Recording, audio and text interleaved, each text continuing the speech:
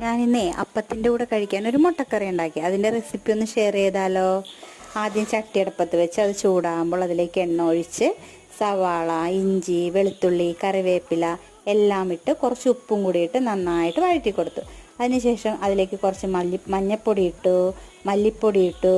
അത് നന്നായിട്ട് വഴന്നു വരുമ്പോൾ കുറച്ച് മുളക് പൊടിയും നമ്മൾ വീട്ടിൽ പൊടിച്ച ഗരം മസാലപ്പൊടിയും കൂടി ഇട്ട് കൊടുത്തു. അതങ്ങനെ മൂത്ത് വരുമ്പോൾ അതിലേക്ക് നമ്മൾ പിഴിഞ്ഞു വെച്ച രണ്ടാം പാലൊഴിച്ച് നന്നായി തിളപ്പിച്ചു.